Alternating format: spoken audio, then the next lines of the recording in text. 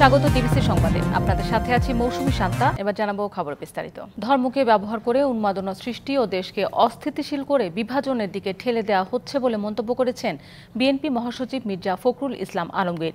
জাতীয় প্রেস ক্লাবের সামনে ছাত্র জনতা নাগরিক ঐক্য পরিষদ আয়োজিত এক অনুষ্ঠানে মির্জা ফখরুল বলেন, এমন বক্তব্য দেওয়া যাবে না যা জাতিকে বিভাজিত করবে। একই দিন প্রেস ক্লাবের অন্য এক অনুষ্ঠানে বিএনপি চেয়ারপারসনের উপদেষ্টা জয়নুল আবদিন ফারুক বলেন, ধর্মকে নিয়ে কোনো দলই রাজনীতি করে না। সামনে ছাত্র জনতা নাগরিক ঐক্য পরিষদ আয়োজিত বেগম খালেদা জিয়া ও বিএনপির ভারপ্রাপ্ত চেয়ারম্যান তারেক রহমান সহ রাজনীতিবিদদের সকল মিথ্যা মামলা প্রত্যাহারের দাবিতে অবস্থান কর্মসূচিতে বিএনপি চেয়ারপারসনের উপদেষ্টা জয়নুল আবেদিন ফারুক বলেন, কোনো রাজনৈতিক দল ধর্মের নামে ষড়যন্ত্র চায় না। বাংলাদেশে কোনোদিনও আমরা সেই সাম্প্রদায়িকতা সৃষ্টি করে অস্থিরতা সৃষ্টি করে কোনোদিন এই সরকার আমরা চাই না এই সরকার করুক, কিন্তু উস্কানি দিচ্ছেন আপনার দেশে বসা সেই শেখ হাসিনা, যার বিরুদ্ধে 500 অধিক মামলা। জাতীয় প্রেস ক্লাবে স্বৈরাচারের পতন, গণতান্ত্রিক আন্দোলন ও রাষ্ট্র গঠনে চিকিৎসক সমাজের ভূমিকা শীর্ষক আলোচনা সভায় বিএনপির মহাসচিব মির্জা ফখরুল ইসলাম আলমগীর অন্তর্বর্তীকালীন সরকারের এই অল্প দিনেই দেশের এমন অস্থিরতায় উদ্বেগ প্রকাশ করেন। নিন্দা জানান প্রথম আলো ও ডেইলি স্টার সহ গণমাধ্যমে হামলার। 3 মাসও যায়নি, এখন একজন আরেকজনের বুকে রক্ত ঝরাচ্ছে। 3 মাসও যায়নি, এখন পত্রিকা অফিস পুড়িয়ে দেওয়া হচ্ছে, আক্রমণ করছে। কোন বাংলাদেশ? আমরা কি 5 তারিখের আগেই বাংলাদেশকে চিনতাম? বলেন, জাতিকে যারা বিভাজনের দিকে ঠেলে দেয় তারা মিত্র নয়, শত্রু। ধর্মকে কেন্দ্র করে কি উন্মাদনা শুরু হয়েছে বাংলাদেশে?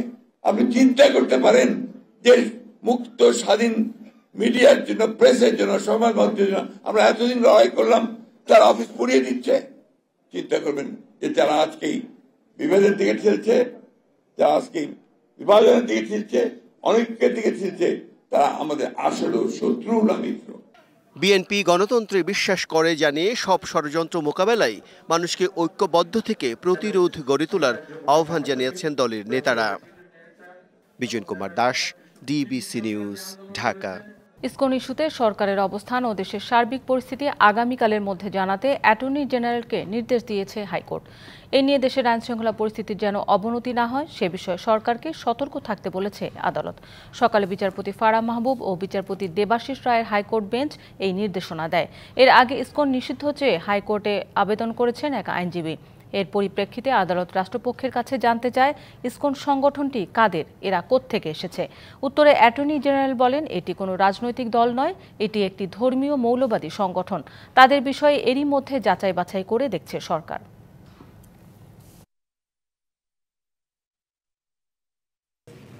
ইসকনের ইস্যুটা যেটা, এটা দুর্ভাগ্যজনক। যে আইনজীবী এটা এনেছেন তার হৃদয়ে যে রক্তক্ষরণ হচ্ছে, এই রক্তক্ষরণ বাংলাদেশের 18 কোটি মানুষের হৃদয়েই হচ্ছে। এটা অনাকাঙ্ক্ষিত ঘটনা। এই ঘটনা একটি ক্রিমিনাল অফেন্স। সরকার গুরুত্ব সহকারে এই ঘটনাটিকে দেখছেন এবং এইটার যথাযথ আইনি পদক্ষেপ সরকার নেবেন। আদালত চত্বরে আইনজীবী হত্যার বিচার চাওয়ার পাশাপাশি শিক্ষা প্রতিষ্ঠান সংঘাত বন্ধের কার্যকর পদক্ষেপ নেওয়ার দাবি জানিয়েছে বাংলাদেশ ছাত্র ইউনিয়ন এবং সমাজতান্ত্রিক ছাত্র ফ্রন্ট। শিক্ষা প্রতিষ্ঠানে অব্যাহত সংঘাত বন্ধের কার্যক্রম উদ্যোগ নাও, আইনশৃঙ্খলা পরিস্থিতির উন্নয়ন করো প্রতিপাদ্যে সমাবেশের আয়োজন করে তারা। সকালে ঢাকা বিশ্ববিদ্যালয়ের রাজু ভাস্কর্যের সামনে সমাবেশে দেশে চলমান পরিস্থিতির বিষয়ে বিভিন্ন বক্তব্য তুলে ধরেন বক্তারা। আগামীতে এমন ঘটনা যাতে আর না হয় সে বিষয়টি নিশ্চিত করাও দাবি জানান তারা। পাশাপাশি শিক্ষা প্রতিষ্ঠানে গণতান্ত্রিক পরিবেশ নিশ্চিত ও ছাত্র সংসদ নির্বাচন কার্যকর করার কথাও তুলে ধরা হয়।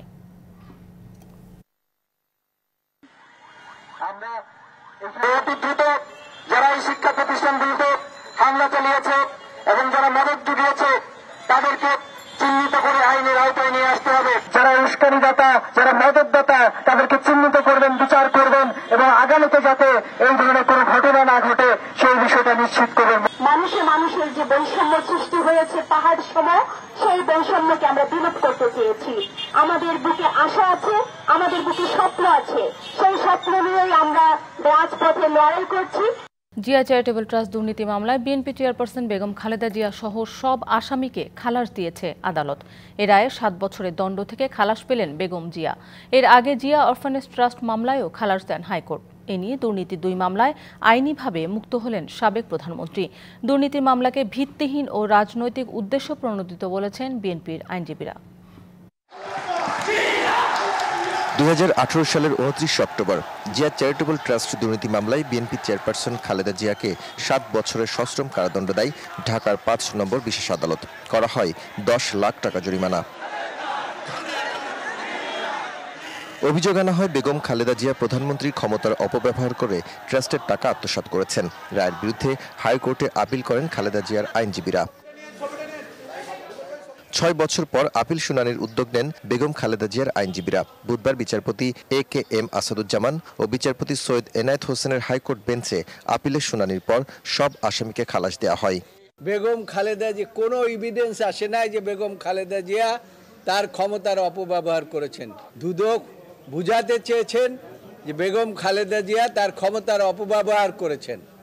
বেগম খালেদা জিয়া কোনো এভিডেন্স আসে নাই যে বেগম খালেদা জিয়া তার ক্ষমতার অপব্যবহার করেছেন। রাজনৈতিকভাবে হেয় করতে বেগম খালেদা জিয়াকে দণ্ড দেওয়া হয়, অভিযোগ করেন তার আইনজীবীরা। দেশনেত্রী বেগম খালেদা জিয়াকে রাজনৈতিকভাবে হয়রানি করার জন্য এবং দলকে ক্ষতিগ্রস্ত করার জন্য এই অসৎ উদ্দেশ্য নিয়ে মামলাটা দায়ের করেছিলেন। দেশনেত্রী বেগম খালেদা জিয়াকে যখন পরীক্ষা করা হয়, আইনি ভাষায় যেটা বলা হয় 342 যখন দেন, তখন তিনি বলেছিলেন এই মামলায় আমি নির্দোষ। এ নিয়ে দুদকের আইনজীবী জানান বেগম খালেদা জিয়া ট্রাস্ট থেকে কোনো টাকা আত্মসাৎ করেননি, অভিযোগ সঠিক ছিল না। কারণ চ্যারিটেবল ট্রাস্ট এমন একটা ট্রাস্ট যেখানে অনেক মানুষ, এমনকি বেশি মানুষই কোনো রকম প্রকাশ করতে চায় না নিজের নাম, গোপনে দিয়ে আসে, কারণ এইটাতে সব বেশি ধর্মীয়। হ্যাঁ, এই জন্যে ওই যেটা অ্যালিগেশন যে কোনো উৎস পাওয়া যায় নাই, এটা আসলে এটা একটা ভেগ অ্যালিগেশন টাইপের হয়ে গেছে। 5 আগস্ট শেখ হাসিনা সরকারের পতনের পর 6 আগস্ট রাষ্ট্রপতি বেগম খালেদা জিয়াকে দুর্নীতির 2টি মামলায় দণ্ড মওকুফ করেন। এরপর আদালত থেকে বিচারিকভাবে বেগম খালেদা জিয়াকে মুক্ত করার সিদ্ধান্ত নেওয়া হয়। Daud Khan, DBC news, Dhaka. উন্নত চিকিৎসায় যুক্তরাষ্ট্র যেতে ভিসার জন্য আঙুলের ছাপ দিতে ঢাকায় মার্কিন দূতাবাসে গেছেন বিএনপি চেয়ারপারসন বেগম খালেদা জিয়া। বুধবার দুপুর 2:22 তার নিজ বাসভবন ফিরোজা থেকে দূতাবাসে যান তিনি। বিএনপি সূত্রের বরাতে জানা যায়, বেগম খালেদা জিয়া যুক্তরাষ্ট্রের ভারপ্রাপ্ত রাষ্ট্রদূত মেগান বন্ডিলের সঙ্গে সৌজন্য সাক্ষাৎ করবেন। খালেদা জিয়ার সঙ্গে বিএনপি স্থায়ী কমিটির সদস্য এবং তার ব্যক্তিগত চিকিৎসক দলের সদস্য AZM জাহিদ হোসেন, সাংগঠনিক সম্পাদক শামা ওবায়েদ, বিএনপি চেয়ারপারসনের একান্ত সচিব ABM আব্দুস সাত্তার, খালেদা জিয়ার ব্যক্তিগত চিকিৎসক মামুন রয়েছেন। 2017 সালে সবশেষ তিনি লন্ডনে চোখের চিকিৎসায় গিয়েছিলেন। যাত্রাবাড়ী থানার জান্নাতুল ফেরদৌস হত্যা মামলায় সাবেক আইনমন্ত্রী আনিসুল হককে আবারও 3 দিনের রিমান্ডে নেওয়া হয়েছে। এছাড়াও রাজধানীর বিভিন্ন থানায় হত্যা মামলায় সাবেক মন্ত্রী অ্যাডভোকেট কামরুল ইসলাম ও সাবেক মন্ত্রী কামরুল ইসলামকে 3 দিন ও সোলাইমান সেলিম 4 দিনের রিমান্ডে নেওয়া হয়েছে। শুনানিতে রাষ্ট্রপক্ষের আইনজীবী জানান, আসামিরা জুলাই-আগস্ট জুড়ে গণহত্যা চালিয়েছে, কোনোভাবে এর দায় তারা এড়াতে পারে না। একই সাথে রিমান্ড আবেদনের পক্ষে যুক্তি তুলে ধরেন প্রসিকিউশন বিভাগ। অপরদিকে আসামি পক্ষের আইনজীবীদের দাবি, রাজনৈতিক পদ পদবি থাকায় এসব মামলায় আসামি করা হয়েছে তাদের। এছাড়া দীপু মনি, জোনায়েদ আহমেদ পলক, সাবেক IGP চৌধুরী আবদুল্লাহ আল মামুন, সাদেক খান, হাসানুল হক ইনু, রাশেদ খান মিননকে একাধিক মামলায় গ্রেফতার দেখানোর আবেদন করেন তদন্ত কর্মকর্তা।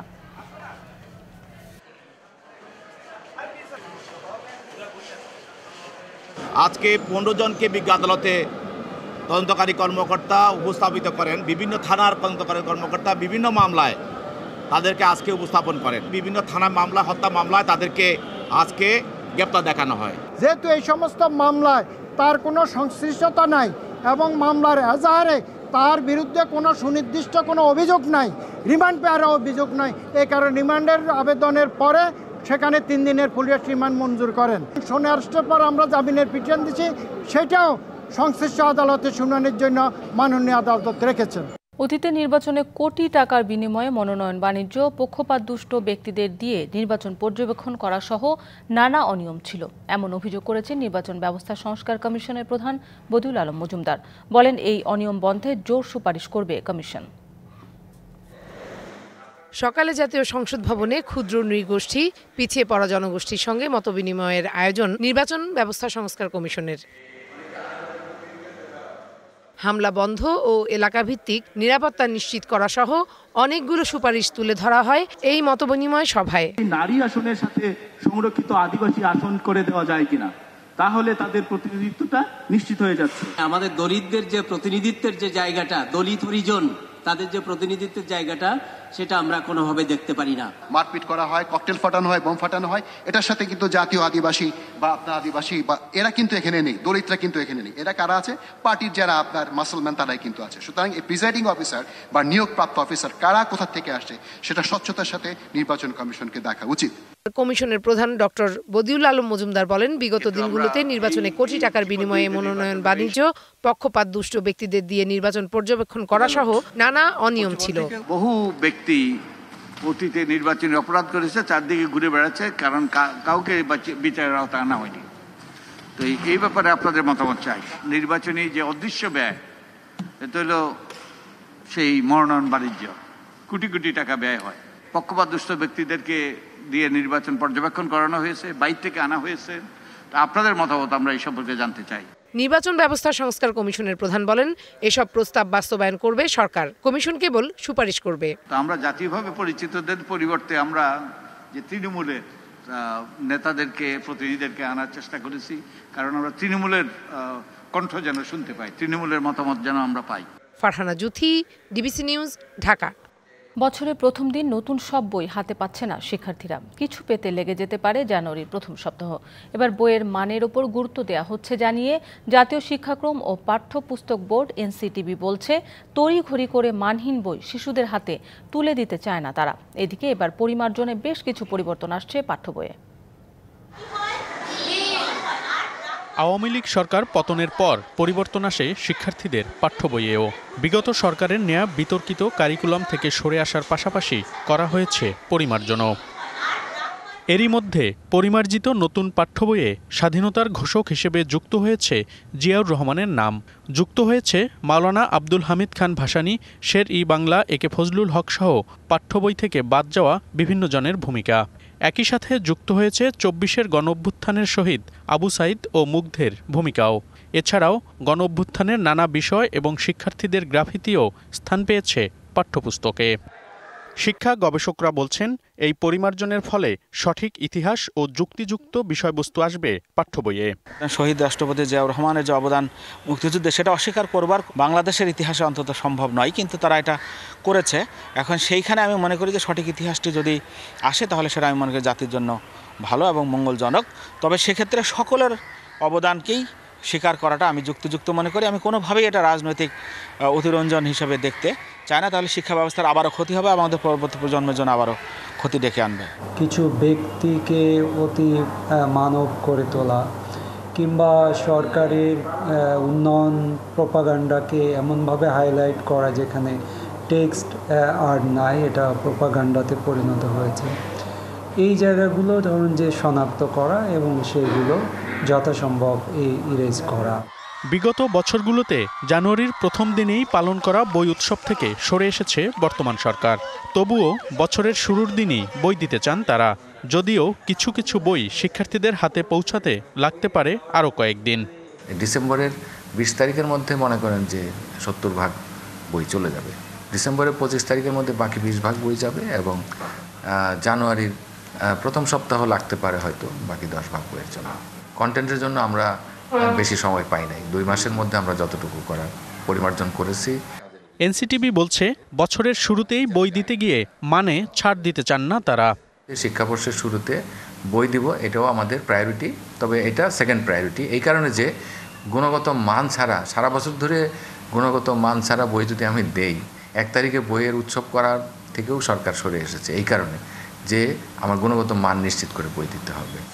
সকল পরিমার্জন শেষে এরই মধ্যে পুরো দমে চলছে নতুন বই ছাপার কাজ। মনিরুল সোহাগ, ডিবিসি নিউজ, ঢাকা। নিত্যপণ্যের বাজারে অনেকটাই স্বস্তি ফিরেছে বলে দাবি করেছেন অর্থ উপদেষ্টা ডক্টর সালেহ উদ্দিন আহমেদ। সচিবালয়ে সরকারি ক্রয় ও অর্থনৈতিক বিষয় সংক্রান্ত উপদেষ্টা পরিষদ কমিটির সভা শেষে মন্ত্রিপরিষদ বিভাগের সভাকক্ষে এই মন্তব্য করেন তিনি। এ সময় 10 লাখ পোশাক শ্রমিককে ভর্তুকি মূল্যে টিসিবির পণ্য দেওয়া হবে বলেও জানান উপদেষ্টা।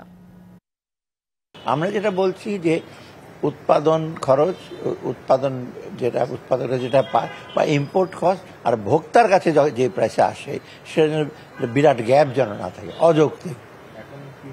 এখন কমছে ডেফিনেটলি, আপনারা দেখছেন না। রমজানকে সামনে রেখে বাজারে ডিম, দুধ, মাছ, মাংসের যেন কোনো ঘাটতি না থাকে এবং সরবরাহ বৃদ্ধি করার জন্য উদ্যোগ নেওয়া হয়েছে বলে জানিয়েছেন মৎস্য প্রাণী সম্পদ মন্ত্রণালয় উপদেষ্টা ফরিদা আক্তার। মন্ত্রণালয়ের 100 দিনের কাজের অগ্রগতি তুলে ধরতে সংবাদ সম্মেলনে একথা জানান উপদেষ্টা। দায়িত্ব নেওয়ার পর বন্যায় গবাদি পশু ও ফসলের ব্যাপক ক্ষতি হলেও সরকারের নানা উদ্যোগের কারণে ক্ষতি পুষিয়ে নেওয়া গেছে বলেও জানান তিনি। বলেন, ক্ষতিগ্রস্তদের কৃষি ঋণ খামারিদের ভর্তুকি দেওয়ারও পাশাপাশি মধ্যস্থতাকারীদের বাদ দিয়ে সরাসরি খামারিদের কাছে থেকে ডিম সংগ্রহ করে গ্রাহকদের পৌঁছে দেওয়ার উদ্যোগ নেওয়া হয়েছে বলে জানান তিনি।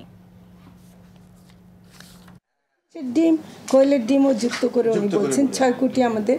আসলে তো হাঁসের ডিমও তো আমরা অ্যাড করতে পারি। হ্যাঁ, ঢাকায় যে দামের ব্যাপারটা ওটা সবটা মানে স্বাভাবিক না, এটার মধ্যে সিন্ডিকেট অবশ্যই আছে এবং হাত বদল আছে। নাটোরের নলডাঙ্গায় গ্রীষ্মকালীন নাসিক এন 53 জাতের পেঁয়াজ চাষে সুফল পেয়েছেন কৃষক। মাত্র 90 দিনেই তুলতে পারছেন এই জাতের পেঁয়াজ। প্রতি বিঘায় উৎপাদন করছেন 100 থেকে 120 মণ পেঁয়াজ। নাটোরের নলডাঙ্গা উপজেলার সরকতিয়া গ্রামের কৃষক মিজানুর রহমান গত বছরেও তিনি পেঁয়াজের চাষ করে বিঘা প্রতি 1.5 থেকে 2 লাখ টাকা লাভ করেছেন। এবারেও 1 বিঘা জমিতে এই পেঁয়াজের চাষ করছেন। আমরা যখন পেঁয়াজের ঘাটতি পড়ে সেই মৌসুমে কিন্তু এই পেঁয়াজ চাষে অনেকটা দেশের ঘাটতি কিন্তু পূরণ হয়ে যায়। এছাড়া আমরা কৃষক, আমরা এই পেঁয়াজ চাষ করে মোটামুটি ভালো লাভবান হচ্ছি। তার দেখা দেখি লাভের আশায় জেলার অন্যান্য কৃষকরাও এই অসময়ে গ্রীষ্মকালীন পেঁয়াজ রোপণ করছেন। ওই চৈতা পেঁয়াজের থেকে এই পেঁয়াজ আগুর হয় বা দাম ভালো পাওয়া যাচ্ছে। এই পেঁয়াজ আগুর হয়েছে, এইবারে কারো হয়নি। এই আবারটা সবারই বৃষ্টির জন্য নষ্ট হয়ে গেছে। দাম বেশি বাজারে পাচ্ছি, অথচ আমরা এই ক্ষেত করে লেদে বিক্রি করে খুব লাভবান হতে পারছি না। আমরা মাত্র 90 দিনে বিঘা প্রতি উৎপাদন করেন 100 থেকে 120 মণ পেঁয়াজ। পরামর্শ সঠিকভাবে না মানায় কিছু কৃষকের ক্ষতি হলেও অধিকাংশ কৃষকই নাসিক এন 53 পেঁয়াজ চাষ করে লাভবান হচ্ছেন।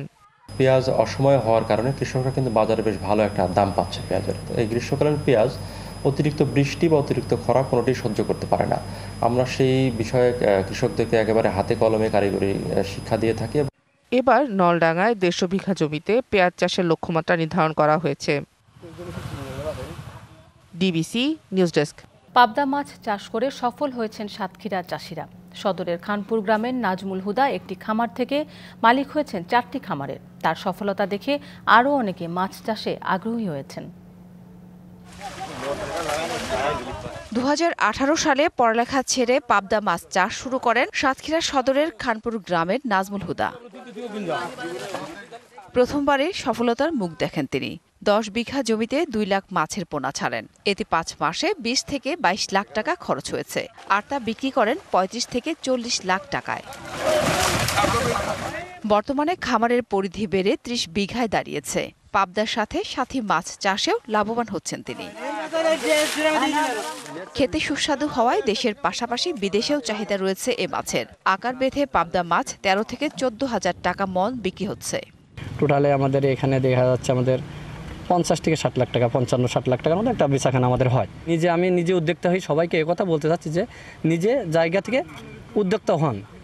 নাজমুলের সফলতা দেখে আরও অনেকে আগ্রহী হয়েছেন মাছ চাষে। শিখতেছি, জানতেছি, বুঝতেছি যেন আমি ভবিষ্যতে নিজে উদ্যোক্তা হয়ে আমিও চাষবাস করতে পারি। লাভ অংশ 35 থেকে 40 লক্ষ টাকা আমার বছরে বেচাকেনা হয়। চাষিরা এই মাছ চাষ করে বেশ অনেক লাভবানজনক পাচ্ছে। চাষিদের সব ধরনের সহায়তা দেওয়ার কথা জানিয়েছে মৎস্য অধিদপ্তর। পাবদা চাষ যেহেতু লাভজনক একটা চাষ, অনেক চাষি যখন পরামর্শ নিতে আসে আমাদের কাছে, আমরা তাদের পরামর্শ দিই আপনি পাবদাও চাষ করতে পারেন, যেহেতু পাবদা অল্প সময়ে আপনার টাকাও চলে আসছে এবং লাভবানও হতে পারছেন। পাবদা মাছ চাষ করে বর্তমানে 4টি খামারের মালিক হয়েছেন তরুণ উদ্যোক্তা Nazmul Huda. DBC news desk. বকেয়া বেতনের দাবিতে আজও আশুলিয়ার নবীনগর চন্দ্রা মহাসড়ক অবরোধ করেছেন 4 বছর আগে বন্ধ হয়ে যাওয়া ঢাকা ইপিজেডের লেনি ফ্যাশন ও লেনি অ্যাপারেলসের শ্রমিকরা। সকাল থেকে ঢাকা ইপিজেডের সামনে নবীনগর চন্দ্রা মহাসড়কে এই অবরোধ কর্মসূচি শুরু করেন শ্রমিকরা। এর আগে গতকালও সকাল থেকে রাত পর্যন্ত অবরোধ করেন শ্রমিকরা। তারা জানান, করোনাকালীন সময়ে নানা সংকটের কারণে কারখানা দুটি বন্ধ হয়ে গেলেও এখন পর্যন্ত তাদের সার্ভিস বেনিফিট, প্রভিডেন্ট ফান্ড সহ অন্যান্য পাওনা পরিশোধ করা হয়নি। কয়েক দফা সময় নেওয়ার পরেও বেবজা কর্তৃপক্ষ তাদের পাওনা পরিশোধ না করায় তারা সড়ক অবরোধ করেছেন। শিল্প পুলিশ জানায়, কর্তৃপক্ষ ও শ্রমিকদের সাথে কথা বলে বিষয়টি সমাধানের চেষ্টা চলছে। সংবাদ এই ছিল এখনকার মতো। ডিবিসি নিউজের সংবাদগুলো পড়তে ভিজিট করুন dbcnews.tv আর ভিজিট করুন ডিবিসি নিউজের ফেসবুক পেজ এবং ইউটিউব চ্যানেল। সঙ্গেই থাকুন।